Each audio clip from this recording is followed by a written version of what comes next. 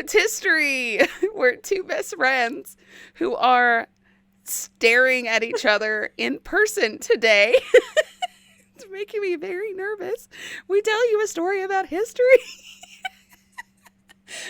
Y'all, she's looking at me like a crazy lady.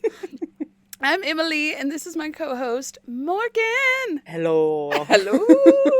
How are you? I know how you are because you're here, but... I'm so good. I'm so glad I'm here in front of you. I'm dancing. I'm so glad.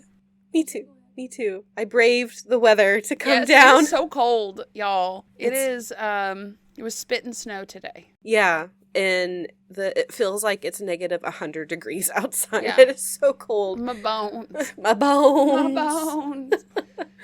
And we definitely, I feel like every bit of this trip normally is a lot more prepared, and everything this trip has just been like, are we doing this? Yep, let's do it. And just like throw it together. We are winging it. Winging it.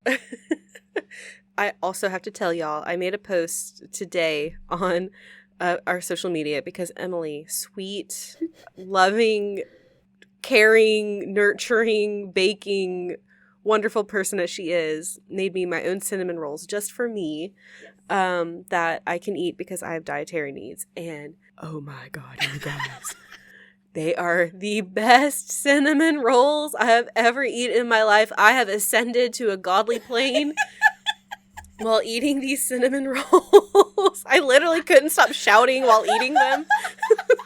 And Emily can attest to it. I told her I was having, like, when you get cuteness aggression, but it was for something that's delicious. And I was like, oh! She literally, like, kneeled before me and said, I can never repay you. And I'll admit, that was a good batch of cinnamon rolls. We shared because they're enormous. But we shared twice, so we ended up having a whole one each anyway. But if you cut the pastry in half, it is all of a sudden half the calories, and you can eat twice as much. Yes. That is dessert math, and I'm sticking by it. Which is why it's sticking to my hips. So. Absolutely. Same, girl, same. Oh, something else happened since you've come in. This is mid-January when you've come in. So we got to open each other's Christmas presents. Finally. Emily, why don't you describe my gift to you first? Okay. I got a box. It's a beautiful box with a tree of life on it, and I get to keep all of my cute little knickknacks that I adore more than life in it, and I love it so much. And it's blue, and it's like hand carved, and it's so pretty, and I love it, every bit of it. Yay! I'm so glad you like it. I ordered it in like October. Because I knew what I wanted to get you, and I wanted to get it as soon as possible, so I did not forget because my brain is shit. I feel that on a spiritual level. So Emily got me two little gifts that I love. So first her tag on the gift said, from your, from the staff? From the rest of the staff at Ill-Equipped History Podcast, a.k.a. Emma. I'm the rest of the staff. And she put AKA Emma, like I wouldn't know who it was. I just wanted you to know, just to make sure. Did we have, like, just so she knew that we didn't hire, like, an intern without me knowing for some reason. Okay. Yeah, I mean, you never know. So Emily got me a book of the poetry of Emily Dickinson, which was so thoughtful, and I cannot wait to read it because after covering her, I love Emily Dickinson. I bought it literally like a week after we covered that episode, and I was like, oh my God, it's perfect. And just the way you like got sucked into the one about the gravestones and stuff, I was like, oh, she needs to read them all. So I bought it. It's so beautiful. And then my other gift, which we might put on our first merch thing, because it's she did a great job designing it, y'all. So it's a tote bag, and it has a reference to a Dr. Brown who we covered in one of our bonus episodes. Yes. What did he treat, Emily? He, I will say Dr. Brown is definitely fictional. We've made him up to represent all the doctors out there that performed prescribed orgasms. out in the The Victorian era. era. So it has Dr. Brown's, what is it, like massage for Hysterical paroxysm. hysterical paroxysm. And it's got two Victorian ladies like skipping and holding hands, and one of them's like, my husband sends me twice a week. And the other lady's like, oh no, I'm feeling hysterical. And it's like just enough that if you get the joke, it's hilarious. But if not, we're not going to scar children out there. Absolutely. So, our friend Corey, like, she saw the gift before I did, and when she came to visit me before Christmas, she's like, you will cry, laughing. And I was like, I cannot wait to see what it is. Emily was like, you have to get your gift. And so when I opened it, I think I shut down. I did video it. Oh, you did? I did. I didn't know you videoed it. I did. I'll have to show it to you. Oh my gosh. I was like on the sly, and Marin's in the way for part of it, but that's fine. I got the reaction. It's the best. Oh, that's so funny. We'll put pictures of it. And now that like she's seen it, I can post pictures of it online. So, and let us know if you guys if y'all want one, shirts or bags or a sticker or It's I Emileigh's design. I made it. I can put it on anything you want me to put it on. So let us know if you want merch about hysterical paroxysm. I giggled so hard. I made it in a coffee shop, guys. So I'm like making sure no one's looking over my shoulder thinking I'm crazy. It looks so good too. It looks like an old tiny medicine bottle, honestly. Thank you did such a good job. I obsessed over it for about 3 hours before I was like, this is it. I got it. Oh, it's the best. It's been great. Emileigh's been taking hers to the store. I'll take mine to the store. It's a really nice tote bag. No, too. it's good quality. Yeah, it's got a long handle, so it's not like up in your armpit, and like it holds a bunch of stuff, and it's the best. So we can, go to Aldi with carry my groceries. See if anyone notices. Oh my gosh. So that was our Christmas together, and we've just been hanging out, drinking wine, and being, being silly and eating cinnamon rolls with the kids and eating cinnamon rolls.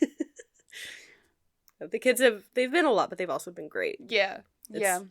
They're a good age to like hang out with now, because you never know what they're gonna say. It's hilarious, and they're funny, and like they can have conversations with you now. They're still not the age where it's fun to watch movies with them, as I learned tonight. No, it is misery to watch movies with them, unless they're like, so there are some movies that they like get sucked into. Mm-hmm. What movie was it that I watched with my daughter that she just like got sucked into it? It was like an older one. I don't remember, but she sat there the entire time and it was just like zoned. Oh, it was Cinderella. Oh, yeah. I showed her Cinderella and she was just like, and I'm like, for a movie that's 100 years old or however many years old, getting close to it, crazy that it still draws the eye. It's really impressive. Okay, we've got to talk about today's episode. Yeah, right? we're just... It's harder for us to focus because we're together and can stare at each other, and it's easier for us to slip. The vibe in the room is we could just slip in conversations with each other so easily because it's like, oh, let's just chat now. It's us, and we never stop talking. Never. I swear to you, by the time like Nick loves you, he's probably like, please leave, so my wife will shut the hell up, please. Oh my God. And he loves you. He adores you. But, like, he's like, get out of my house. She won't shut up. My ears are ringing constantly because it's blah, blah, blah, blah, blah, blah, blah. And my cheeks hurt from smiling. And then my abs hurt from laughing. Then we researched these two episodes together today next to each other. And do you guys know how hard it was not to just constantly blab about what we're researching? We're like, save it for the pod. Save it for the pod. We're sitting right next to each other, but save it. And I'm reading something. I'm like, what? It's like, don't make eye contact. Don't say it. Don't do it. Save it. So because of that, I cannot wait to know what we're talking about today, because I heard all of her gasps and comments and all of that. So maybe I'm just animated. I don't know. You are very animated. I am very animated. I can't sit still. It's a good thing when we're on carpet. Okay, so on to the skit. It's the year 1120. King Henry I is entertaining court on his last night in Normandy when a squire comes up to him with news. Your Highness, there's a man here that says he wants to speak with you. Not now! Can't you see I'm busy? I'm terribly sorry, but he is insisting. He says it's about your father. Fine. Let him in. Of course.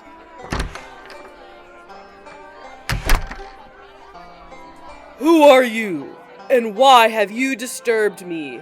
I do apologize, Your Highness. My name is Thomas Fitzstevens. My father was the man that sailed your father into England on the ship Mora. Well, what a surprise! Come, have a drink. What brings you here to see me? Thank you, Your Highness.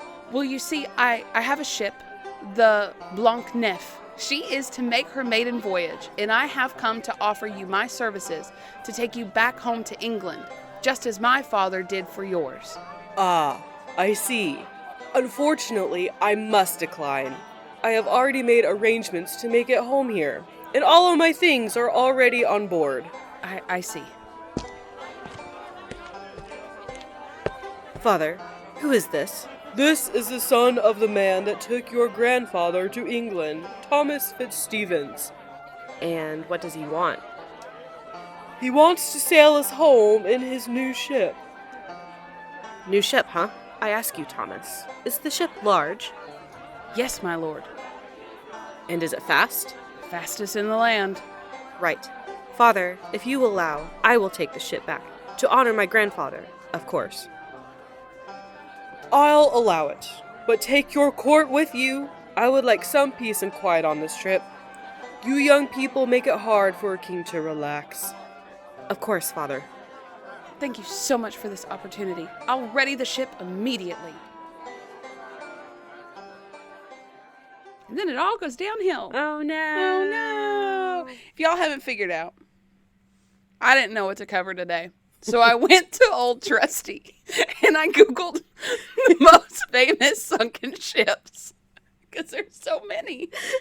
And I came across this one, and it just sounded intriguing. And the more I dug into it, the more I was like, oh my God, how is this not way more famous than it is? Okay. We ended up, the storyline, we will end up seeing this shipwreck change the trajectory of the English monarchy. Oh, okay. Yeah. Very big thing that happened. So, Morgan, I have pictures, of course. Yes. But let's get into who are our main characters here. Who are we seeing? So, at the time in 1120, we're going to back it up just a hair to around 1100. So, the King of England was Henry I during this time.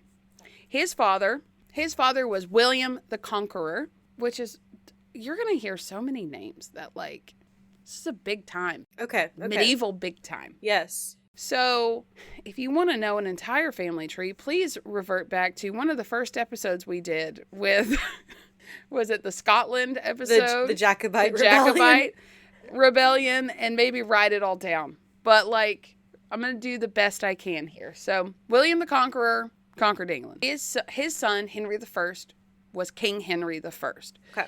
Henry married a woman named Matilda. Her birth name was Edith. Apparently she went by Matilda. Okay. Of Scotland. Okay. Back in 1100, they had 2 surviving children. The first being Matilda. Please get used to that name and hold on to it tight. We're going to see a shit ton of Matildas. And William, so Matilda was born in 1102. William was born in 1103. Okay. William in different documents is also known as William Atheling, William the Atheling, or Ethling, William Adelinus, or William Adelingus. Okay. Because medieval history, yeah, he's just all of the things. So we're just going to call him William. I'm not going through all that. We're just calling him William. So in 1118, Queen Matilda dies, unfortunately. Do I know what of? No. Okay. But she died. Just from probably being alive in the medieval time. In the 1100s. Was actively trying to kill you. Yeah.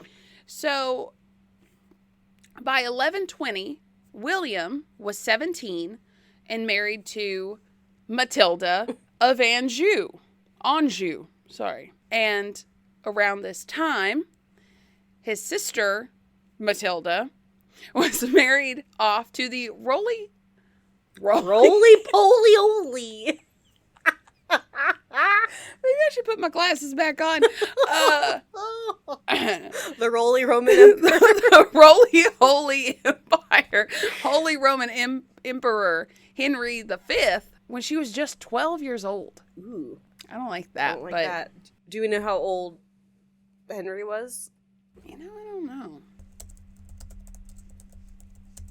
I know sometimes it happens where, like, kids are, like, betrothed. It's like they're older a lot of the times. He was in his mid-20s. Oh, okay. Their marriage took place in 1114. Okay. Not a fan of that. Yes. But as it is, Yeah. it was commonplace. Right. So she is now an empress. And I'm telling you all this because it does become important later in the story. And I can always remind. So also another very important main character in this story is Henry I's nephew. So it is his sister Adela's son. And his name is Stephen of Blois. Blois. Blois.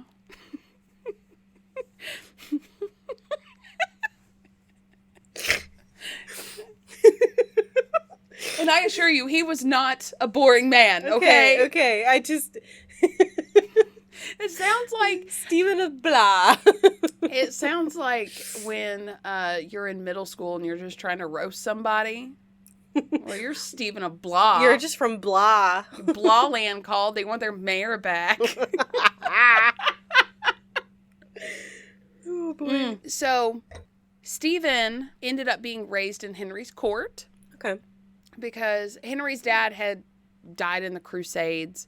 And Stephen really fell into Henry's good graces after his part in the Battle of Tinchbury?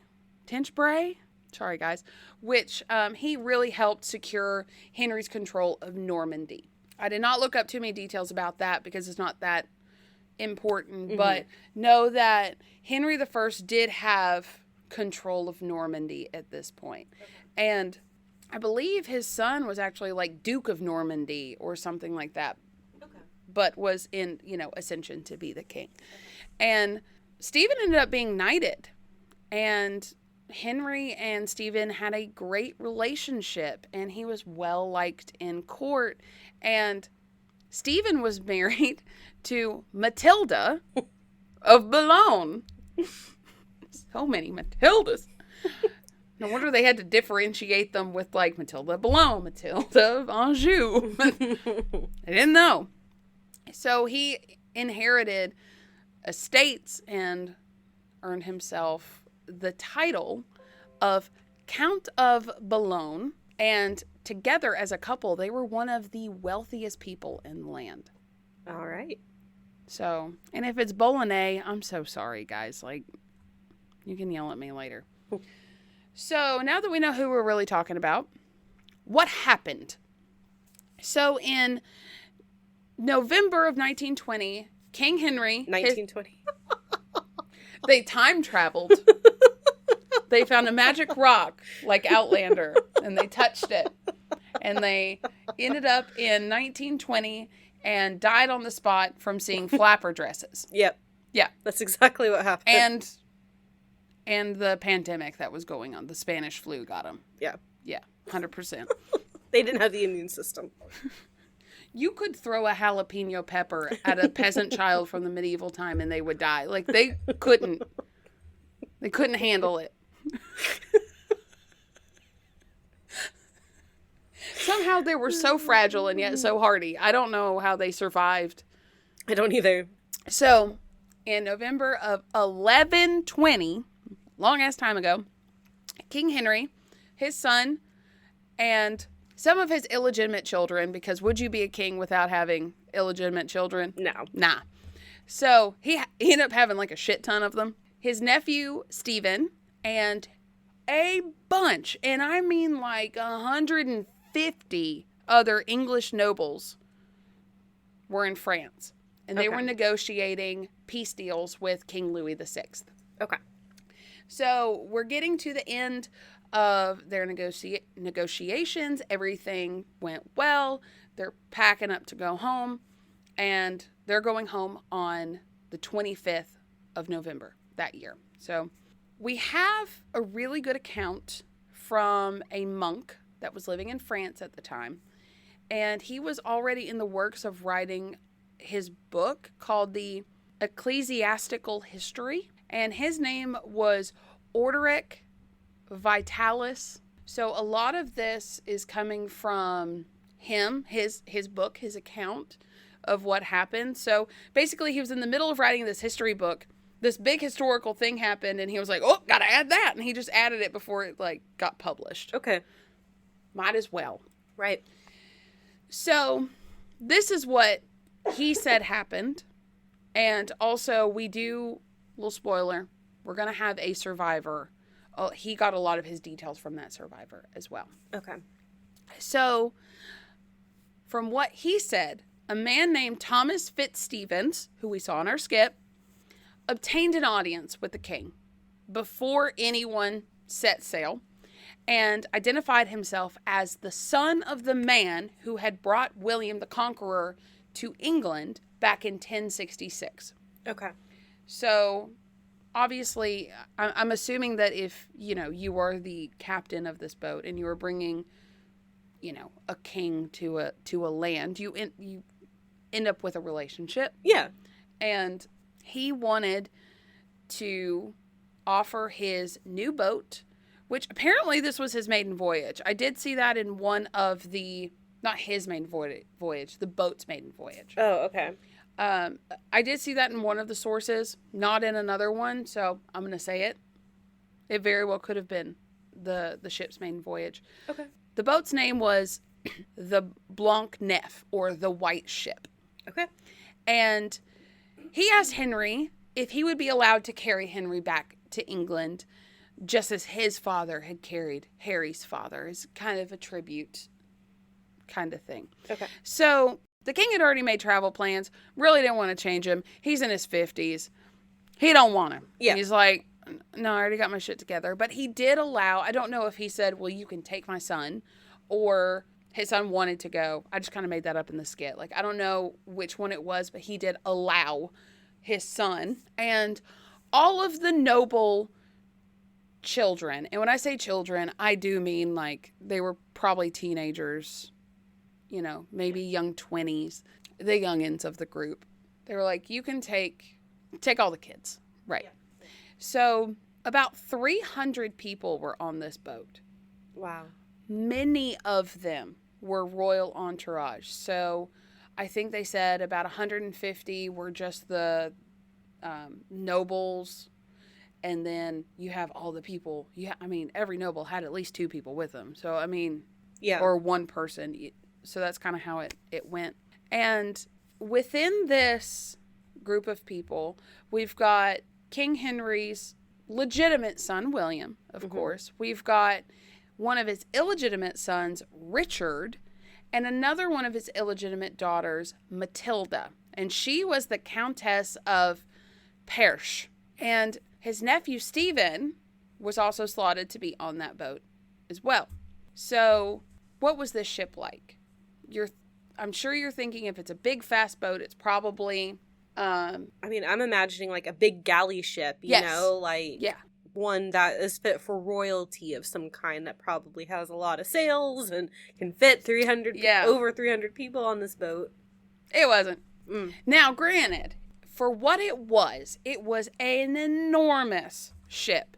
But if you take a look at the pictures, it's more of like a very large sloop. Yeah. It resembled a Viking longship. Mm-hmm. And it was one of the biggest vessels ever constructed of this type. So it was about 40 meters long, when an average longship is about 15 to 25 meters long. So for what it was enormous, but it really wasn't that big. Yeah. And It was clinker built, meaning that the oak hull planks like overlapped each other, and it was propelled by between 45 and 50 men. Different sources said different things. But Okay, so they used oars. Yes, they Okay. rowed it. Okay. Honestly, they call it the White Ship because it was painted white, but I couldn't find any specific details about the ship. Now, there are books out there about it. I didn't have time to even go find one. Yeah, we did our research. We've picked our topics and did our research today. So we're doing the best we can. And it was a well-built ship with a trusted captain, a good crew. What could go wrong? Yeah. Morgan? Everything seems fine. Well, the prince was 17 at the time. William, right? Yes, Okay. William. He was, again, he was married, considered an adult, but let's be honest, the 17-year-old mind is the 17-year-old mind, whether you're in medieval times or not. Mm-hmm. And he made a stupid decision. So apparently the sailors, the crew, asked them for a drink, and the prince obliged. And before anybody really knew it, everyone was drunk as fuck on this boat. The crew was drunk, the captain was drunk, and everybody else on board rip-roaring hammered. Oh, boy. So this is crazy. So Stephen of Blois, the prince's cousin, Henry's nephew, and a few others saw that the boat was full of drunk people and decided to get off. They were like, I'm going to go with the king. Also, apparently... So they haven't even left yet? No.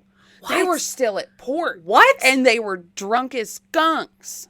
What? At port. What? Yes. So everyone's drunk. Also, I'm like, why are you calling this man out like this? But multiple sources said that Stephen had a bout of diarrhea. Oh, no. And he was like, I got to get off this boat. The shit saved his life. Oh, no. I'm like, why you got to call him out like that? But oh my God, your untrusty intestines really saved your ass. You know what? Sometimes you have to trust the process. Yeah. You know what I mean? Like, the universe was like, ooh, you need to get off that. Yeah. So there was a writing in 1840 by an 1840s historian, Victor Godard Faltrier. And he has this quote. He wrote this about kind of the vibe that's happening right now. So, quote, while its triangular sail began to take the wind, 150 noble men of the first families of Normandy, Anjou, and England were engaged in joyous words, all in brilliant costumes, their bodies adorned with narrow and trailing clothes of various colors, feet shod in boots with long, straight, and curved tips, a mode introduced to France by Folques Racine. Sorry if I said that wrong. Animated by beautiful and frolicsome young women, they drew their too lovely gaiety in cups of foamed wine and hypocras. 150 vigorous rowers shared their excitement, and altogether, their heads warm, climbed on the Blanc Nef. The signal is given. Some priests, wishing to bless the assembly by the torchlight of the orgy, were insulted and mocked. Wow. So they were so drunk, they were mocking and insulting priests that were just trying to bless their voyage. Y'all needed that blessing. Lordy, lordy. Yeah. I mean, think about it. It's medieval time. You're all rich as fuck. So you're decked out. Yeah. Not a care in the world. You're probably wearing like your fanciest attire because you're with all your friends. Yeah, you're trying to show off for all your friends. Yeah. And I thought it was really interesting that they used the word orgy. I'm like, that doesn't mean what it used to mean. Probably means like congregation. Probably just or like gathering or joyous gathering, yeah, probably. They're raucous. No, they get pretty raucous. But so it's like they're just going on there without a care in the world, and it's like it would have been fine had the crew not been drunk too, that's where you messed up. Tell the crew they can have a drink when you get there. But I'm gonna need you to get me there. They gotta work. This is literally the medieval equivalent of a DUI. But way worse, sounds like. Way worse. Like, this is a hit by drunk driver kind of incident almost. Okay. Oh, man. I'm foreshadowing hard, guys. So, the King's boat left Barfleur Harbor first. And, so the King's boat left first. Mm-hmm. The white ship left later in the evening, like at night, with the entire intoxicated passengers and crew. And the French monk, tells us that the 50 experienced rowers were ousted from their positions by William's drunken marine force. Uh-oh. So there were people that knew what was going on and what they were doing. I mean, they were drunk, but at least they were more experienced. Yeah. I mean, people used to drink all the time in the medieval times. Yeah. They didn't have water. Yeah. They had wine and beer. Yeah. Then, exactly like a group of 17-year-olds would do in this situation, they came up with a bright idea to try to show off and overtake the King's ship. So they're trying to pass the King's ship in their fast ship because they have the faster ship. But the King's ship had already left, so they're really having to push it. And they literally went like super speed. They got it top speed, as fast as this boat will go. And the pilot, they called it him the luckless pilot. The captain's just trying to steer the ship. He's blindly steering the ship. And he ended up steering it off course. Because of course he did. Because he was super drunk. Because everyone was drunk. I saw one source said a half mile.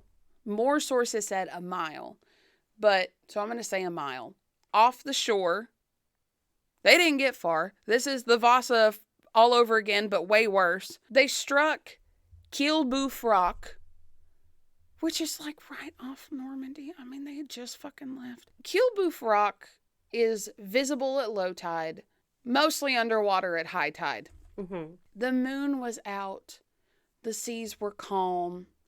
It was high tide, but I think the majority of the problem was that they were just drunk. I do have a picture of Quillebeuf Rock. So this rock is no joke.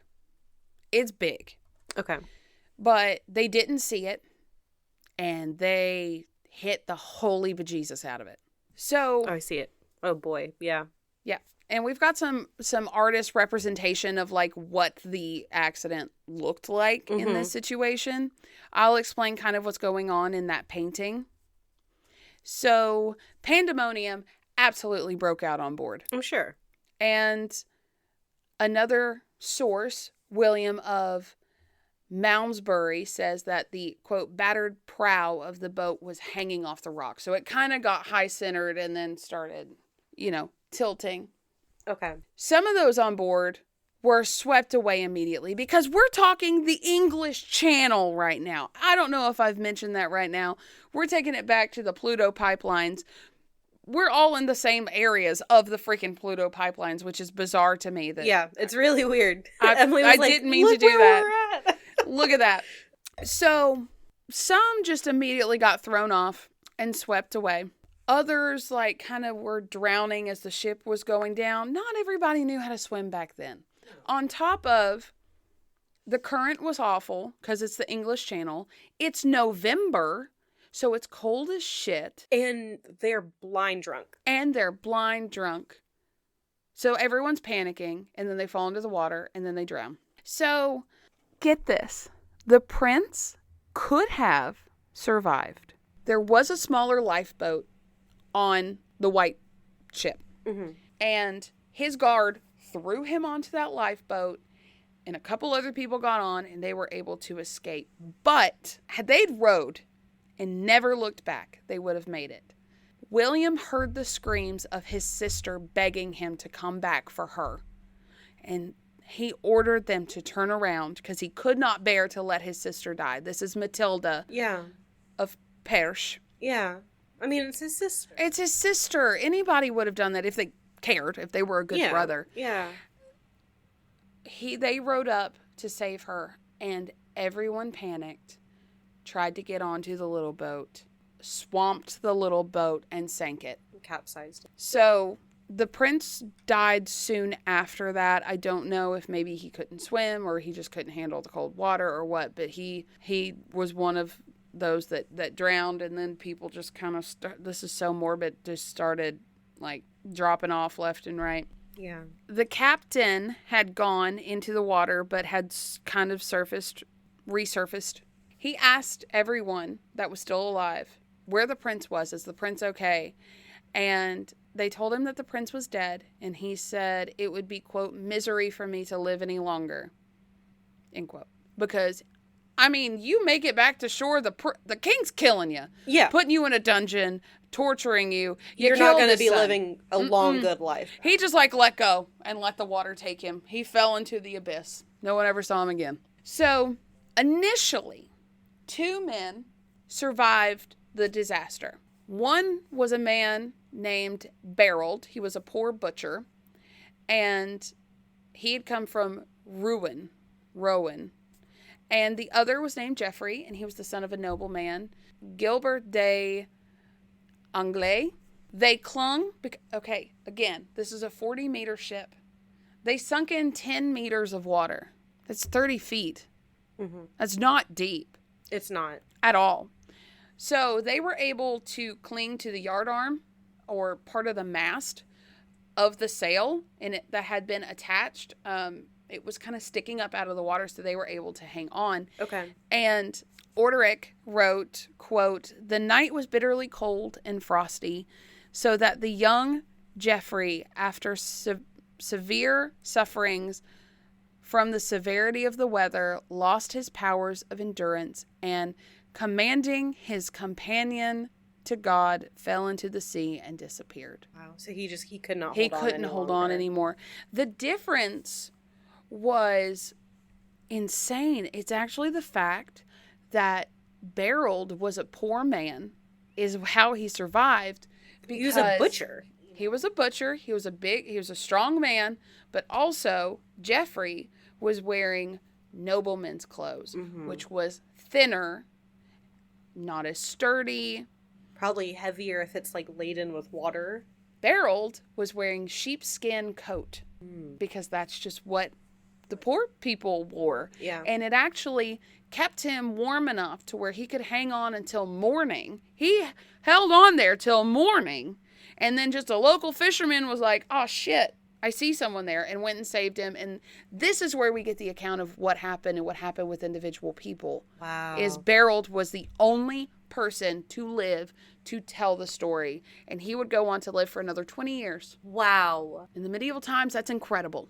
Seriously.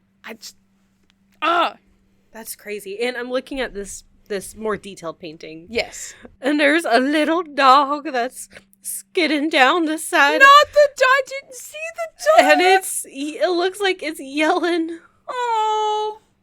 They always put a dog. They always put a dog in the paintings. Why would they hurt us like that? I think, and actually this is super off topic, but I think when I was in AP US history in high school, we talked about like artist decisions when like composing paintings of events that happen. And a lot of artists will put dogs in paintings to garner sympathy for the event. Because no one wants to see a dog hurt. Because we care more about dogs than we do our own people. And you know what? If someone dies in a movie, I don't normally feel, I mean, unless it's a very powerful something, obviously. You hurt a dog? I watched the John Wick movies for the first time the other day. And I can't handle a lot of gore, so what I was really doing was playing Animal Crossing, and every time there was like dialogue, I would look up, and then when he started killing people again, I'd just look back down. Which, granted, was most of the movie I was looking at Animal Crossing. So yeah. I think I would go that feral over my dog. I would. No. Yeah. So, no, I get it. Yeah, no, I do too. Like, anyone hurts my dog, I'm hurting them. There was absolutely no account of a dog being on that ship. So, that is just, I'm going to say that's artist. That's artistic license. Yes, right there. absolutely. Also, I am seeing now for the first time the medieval like hoods, Mm-hmm. and I just now associate the hoods with like the dude that pulls the guillotine string. The executioner. Yeah, that's all I think about now. So, I'm seeing a bunch of executioners on this boat here. And that could be more symbolism. Oh my God, symbolism. Whoa! And they're like hanging on. I wonder if you can pinpoint which one's the king. I was actually looking. If you look in the rowboat on the right, there's like, it looks like a woman clinging to another man in like blue or purple. So I wonder if that's them. Yeah, the blue and the purple typically symbolizes royalty, and he looks a lot fancier than everyone else. Mm-hmm. And it would be her that, his sister. Oh, yeah. That's so depressing. All right, I'm going to need you to hold on to your heart because it's going to be real broke. Okay. They were so close to shore that the screams could be heard from land. Wow.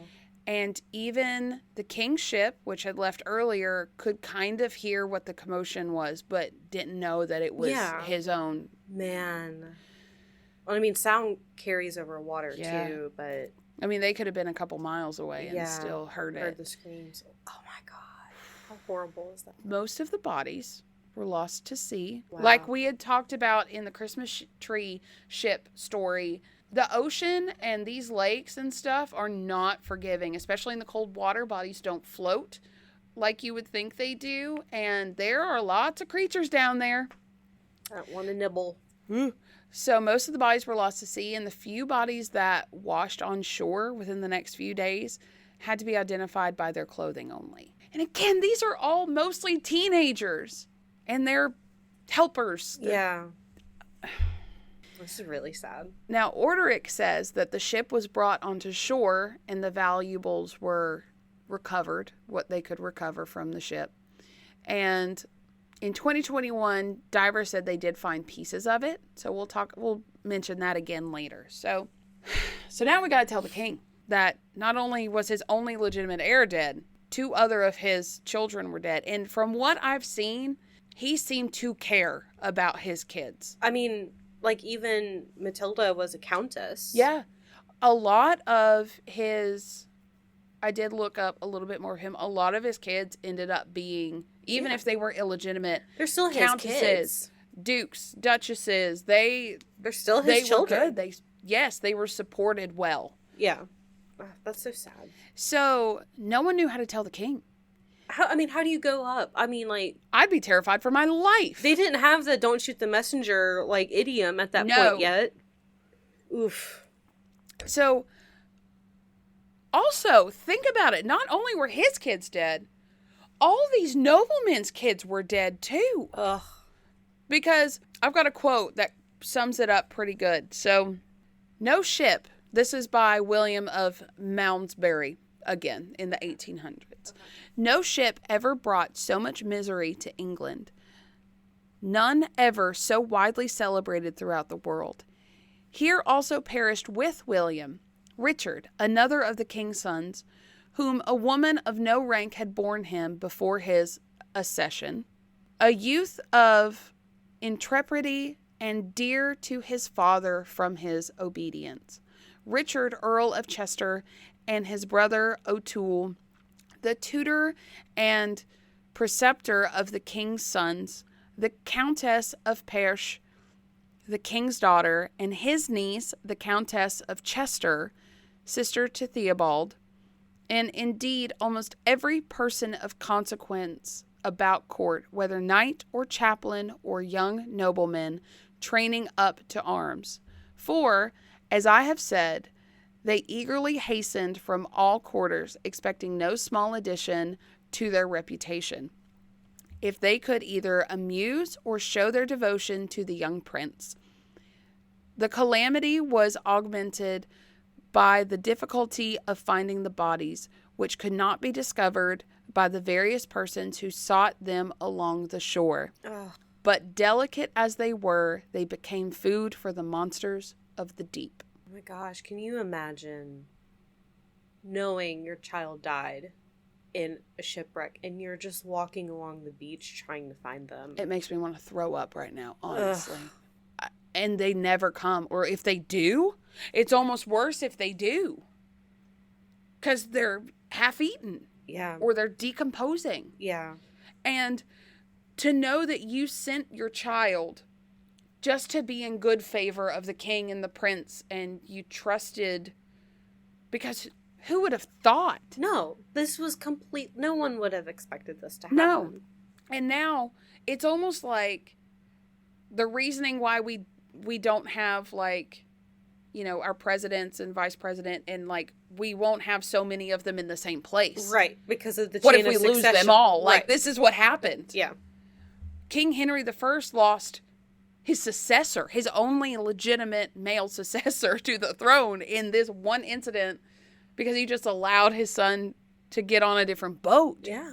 Like, do you think that the king would have let the crew be drunk had he been there? No. No. Absolutely not. Because he's an adult.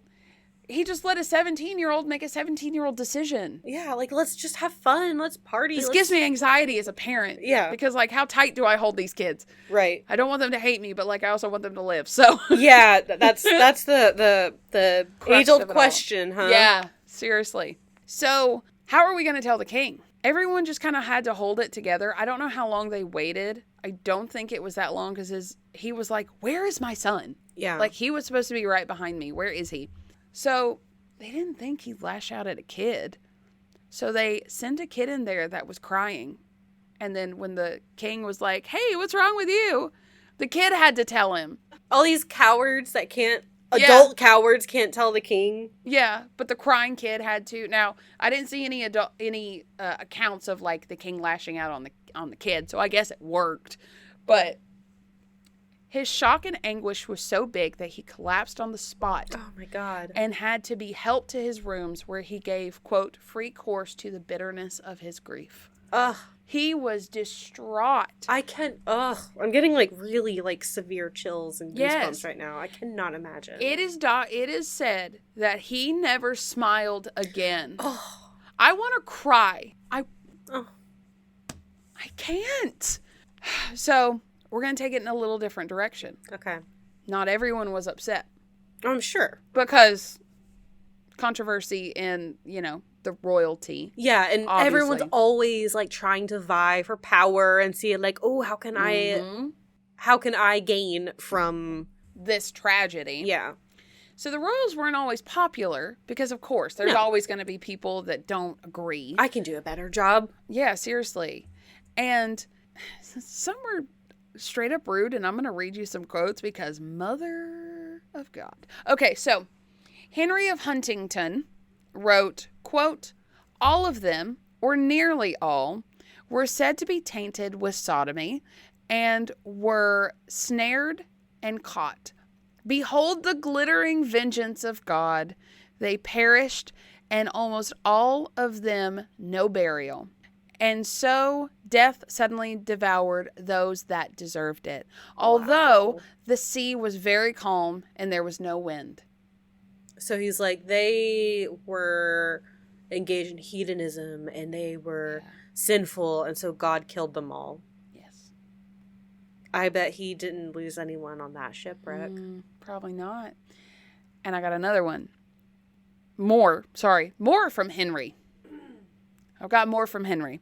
Okay. So he said, quote, when I observed the excessive state with which he was surrounded with his own pride, I said to myself, this prince, so pandered, is destined to be food for the fire. He indeed, from his proud eminence, fixed his thoughts on his future kingdom, but God said, not so, unrighteous man, not so. And it came to pass that the head which should have worn the crown of gold was rudely dashed against the rocks. Instead of wearing embroidered robes, he floated naked in the waves, and instead of ascending a lofty throne, he found his grave in the bellies of fishes at the bottom of the sea. This guy is a dick. Could you imagine losing your child and then someone writing this? Was he beheaded? The holier than thou attitude that he's taking is already just, like, incensing me. And then just being like, this little spoiled brat, like, just, he was going to be king, and so we're all better off for it because he wasn't king because he was a spoiled brat.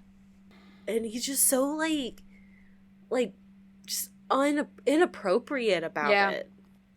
It's too soon. Keep those thoughts to yourself. As Yeah. my dad would say, that's a thought bubble. Yeah, no one needs to know all your thoughts. No one asked. So what do we do? Like, what's the game plan now? Like, how does a king who now has no legitimate heirs in his 50s in the medieval time go about this? So he had to, real quick, like, make a new heir. Yeah. And remember, his wife had died. Right. The first Matilda. Yeah. So he remarried very quickly. 2 months after his son died, he remarried. And he married the 19-year-old and famously beautiful. I was like, that is very specific. I'm going to keep it in there. But I'm like, damn, how hot was this lady? She's 19, so, I mean, most 19-year-olds are very attractive. But her knees didn't creak. So, Adeliza of Louvain. So, they got married at Windsor Castle in January. And, unfortunately, the marriage was childless. But Queen Adelzia would later go on to have 7 children with her second husband. So... maybe wasn't her that was the issue. Yeah. It was more of just the fact that sometimes that happens. Like, when you get older, you just can't. Well, and I wonder if, like, I mean, just in his grief, like, that's not something that he could do, you know? Which, I mean, I can't imagine. Awful. So, without another male heir, he ended up naming his daughter, Empress Matilda, as his heir. Okay. Made all of his nobles swear their allegiance to her. One of those was Stephen of Blois, her own cousin. Yeah.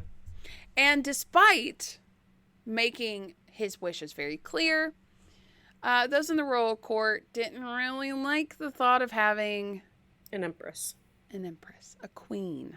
Yeah. They also didn't like that her husband was traditionally a rival of Normandy. So now her husband was like a rival of Normandy, but like they're in control of Normandy. So Normandy wasn't going to be very happy if like Matilda got into power because of who she's married to. But like the king made that alliance. So complicated politics.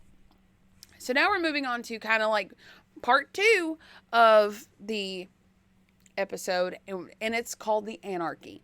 Okay. So I'm just going to get into it. Y'all figure it out. So when Henry died in 1135, so this is 15 years after the wreck, it left secession open to challenge. Because his heir was a girl or a woman? I guess. I don't know. I guess some people...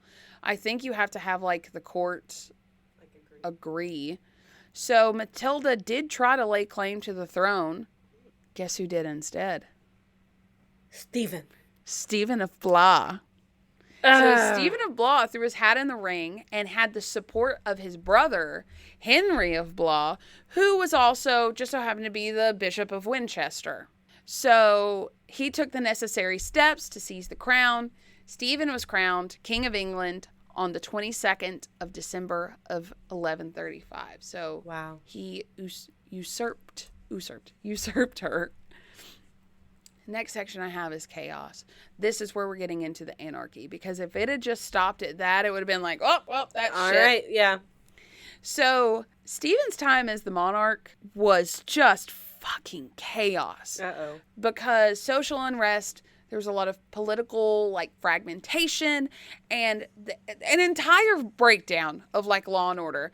And this time is known as the Anarchy. I don't know if that's where, like, the term comes from, but it is known as the Anarchy. Okay. He was a completely different ruler than Henry I, and it is recorded that he had a very affable personality. He didn't really have the ability to make the tough decisions, and it kind of led to chaos. So he was kind of softer. Even though he was very well liked, he didn't have as much of a spine. Yes, absolutely. So the Anglo-Saxon Chronicle, which I'm not exactly sure what that is, but is quoted saying, "In the days of this king, there was nothing but strife, evil, and robbery, for quickly the great men who were traitors rose against him." Ooh.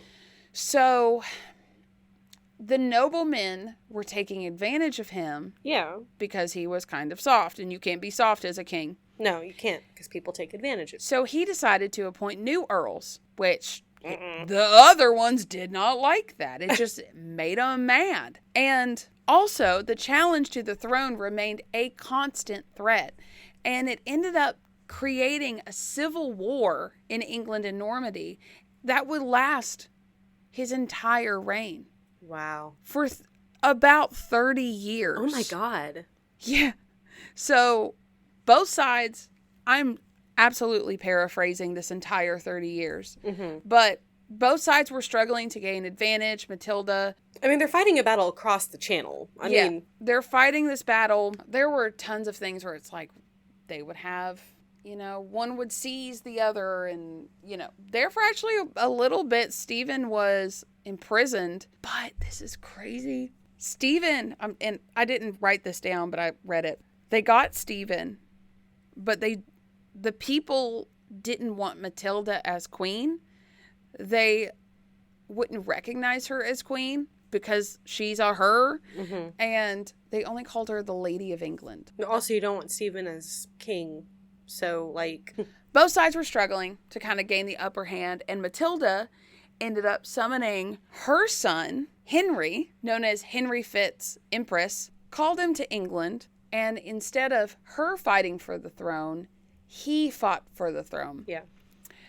Stephen technically never relinquished his throne, but Stephen's only son, Eustace, died. So then Stephen was like, well, shit, I don't have an heir. So Stephen named Matilda's son, Henry, the successor.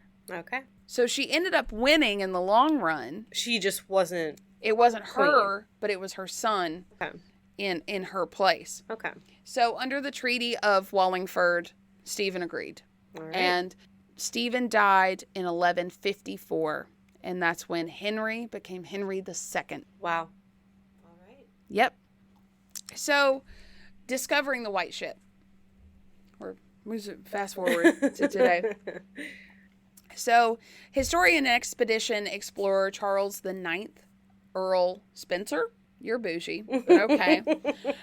He kind of calculated where the ship was accordance to currents and where the rock sits and so forth. And based on that information, they're like, we think it's around this area. And they carried out a 1-hour dive. They weren't allowed to take anything. Yeah. But they were allowed to take pictures.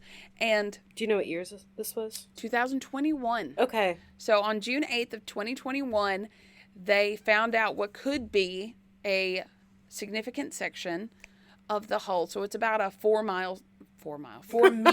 Oh my God, the boat's huge. It's a big old ship. 4 meter section of the boat hull, and it matches All what right. they expected. Okay. And they also, so not only does it match what they expected, but they don't have any other documented shipwrecks in this area. Ooh. So it very likely. And that would make sense that they only found the piece and not the whole ship because they drug it on shore. Yeah. So Morgan, I know you know this fun fact, but I'm going to tell y'all. Okay, so she what cannot hold happened this inside. I cannot. Oh my God, I was so excited. Y'all remember Matilda of Perche? Yeah.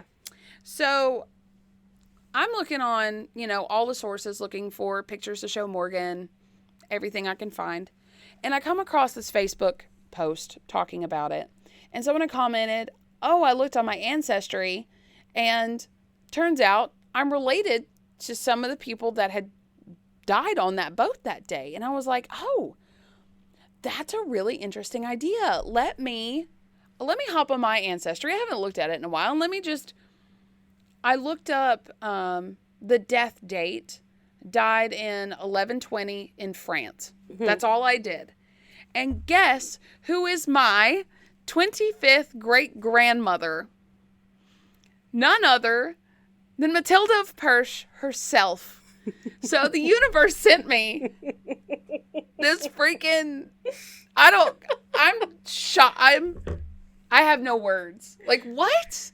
That's so crazy. It's on my mom's side, so my mom's, I think, dad, and then, like, on up. But, Yeah. like, a direct, not even, like, my aunt, but it was, like, her second to last daughter was my, you know, that's that daughter, who was That's only 2 at wild. the time when she died. So, like, Which is sad. so sad. Crazy. Emileigh's royalty, y'all. Or illegitimate royalty. I am illegitimate royalty because that was definitely the King Henry I's illegitimate daughter. But she was a countess. Listen, I'm a count.